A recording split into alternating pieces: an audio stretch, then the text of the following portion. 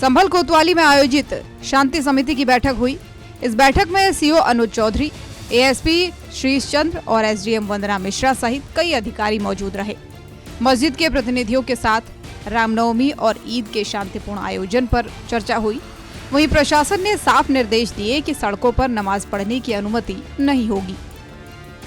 शांति समिति की बैठक आने वाले त्योहारों को लेकर की गई है। इसमें नवरात्रि का त्योहार है और इसके अलावा ईद है, फिर उसके बाद महानवमी का त्योहार है, तो उसके संबंध में बैठक की गई थी।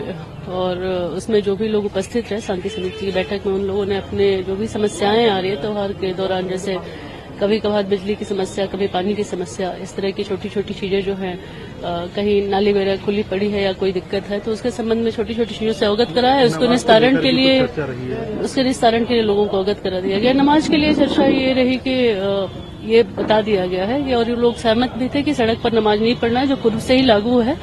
और इसके अलावा माइक या लाउड स्पीकर के प्रयोग के अनुमति की बात हो रही थी, तो उसको डिनाई कर दिया गया है कि अभी तो इस तरह कोई विचार नहीं किया जा रहा है। और इसके अलावा लोगों ने कहा कि छतों पर नमाज पढ़ने की जो मस्जिद के आसपास का है, तो उसमें कहा गया है कि इस तरह की अनुमति देने से पहले इसकी जांच करा ली जाएगी। अगर लगता है कि इसमें किसी भी तरह की कोई अनहोनी होने की संभावना है, तो इस तरह की अनुमति हम नहीं दे पाएंगे।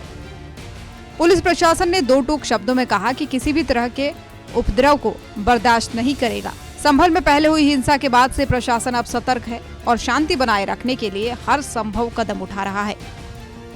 हम अपने जहां हम रहे, हम वहां कोई इस तरह की शांति व्यवस्था भंग ना हो, तो आप सब विश्वास के साथ रहें। भाई ऐसा कोई किसी के साथ कुछ वो नहीं होगा, पर हर आदमी को अपना अपना अधिकार है।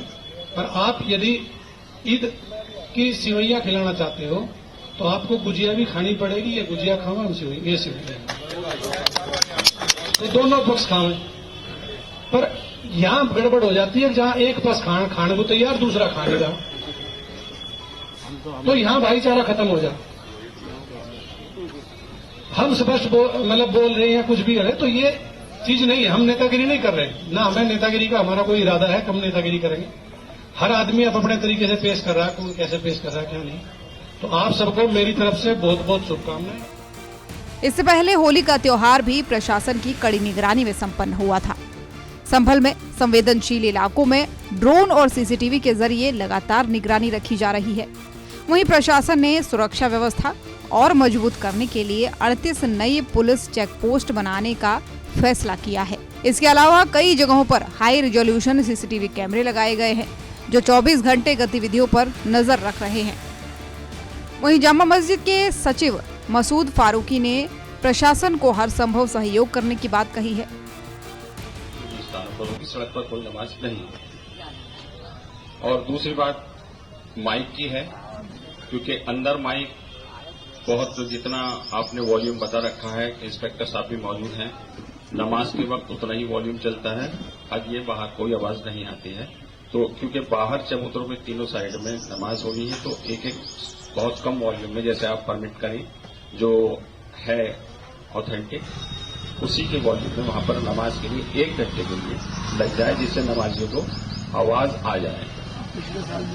पिछले साल भी लगे थे कम वॉल्यूम पर। तीसरी बात आई अभी के ईद की नमाज की इमामत की। इसके बारे में मेरी प्रशासन से यही है कि वो उनकी एक मीटिंग लें, जो इमाम पढ़ा रहे हैं उनके बारे में अपने सामंजस्य बनाकर वो तय करें। ये उनका विषय है, जामा मस्जिद कमेटी का ही विषय नहीं है। संभल में प्रशासन की सख्ती और सतर्कता से त्योहारों को शांतिपूर्ण तरीके से संपन्न कराने की कोशिश की जा रही है। ब्यूरो रिपोर्ट, सूर्य समाचार।